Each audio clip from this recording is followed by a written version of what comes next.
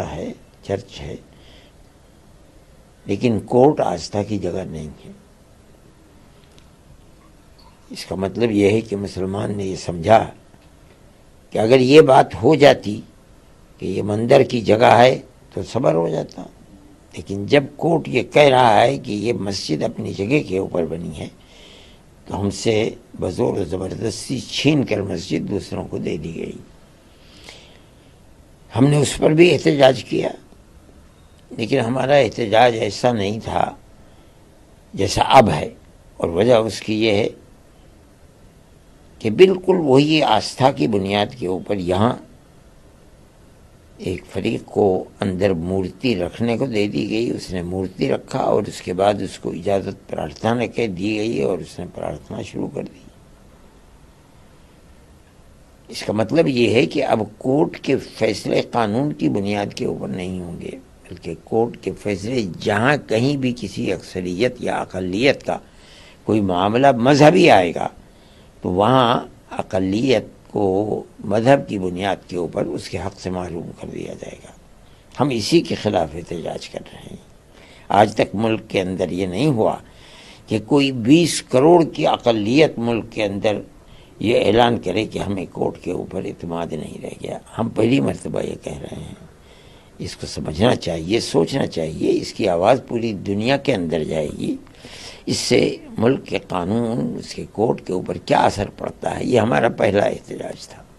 سر، وہ ان کا ماننا ہے کہ دیش جو ہے وہ کہیں نہ کہیں سمویدھانک طریقے سے ہی چلتا ہے، تو آپ کو کورٹ کے آرڈر پہ وشواس کیوں نہیں ہے؟ اگر لوگ وہاں پہ پوجا ارچنا کرتے ہیں، کر رہے ہیں، تو آج وہاں پہ ورودھ کیوں ہو رہا ہے؟ ساری دکانیں بند کیوں ہیں مسجد کے آس پاس؟ ہمیں کسی کی پرارتھنا کے اوپر، کسی مندر میں جانے کے اوپر ہمیں کوئی اعتراض نہیں۔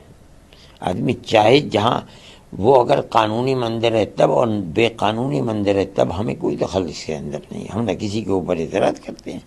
ہمارا اعتراض اس کے اوپر ہے کہ 400-500 سال سے ایک مسجد ہے، وہاں نماز ہو رہی ہے، آپ نے اس کو مندر کیسے بنا دیا؟ ہمارا اعتراض یہ ہے۔ ہمیں کسی کے